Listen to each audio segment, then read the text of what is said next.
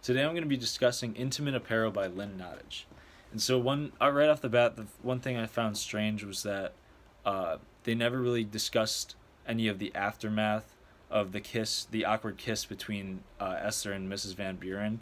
And I thought this was kind of odd just because she stops being a character in the play. And so I was wondering why there was no resolution, no fallout, no anything in their relationship at all. They just ceased contact.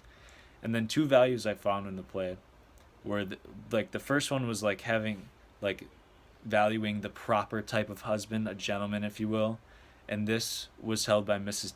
Dickinson, and she like knew that laborers aren't usually they're usually not good people in her opinion, and so she like ripped up this letter from George to Esther when she thought he was not genuine.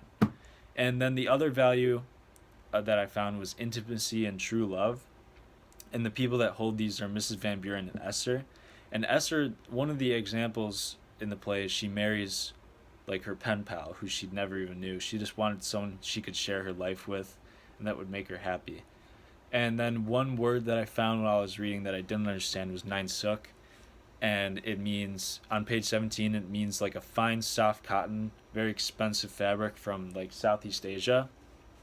And this was kind of like a flirtatious offer as an attempt for Mr. Marks to win Esther's favor through like gifts, I guess. And it just the context that it adds is that it's very fine. It's like he's being very gracious by giving it to her. And then this play reinforces the African American experience in America because it just shows how like no matter like how hard you try, you're kind of you're kind of like forced to work a menial labor job. Like you're not going to make a lot of money, and even if you're like the best at your job, they're always going to hire someone white over you. And this play, however, like on the contrary, this play resists African American stereotypes because of the way Esther is depicted in the play. She's a very like down to earth Christian woman, very kind, and like the stereotypes back in 1905 about African Americans would never paint any African American person in that light. And so the story was kind of reflecting on it was telling a story of an African American back in the time where like they have a voice.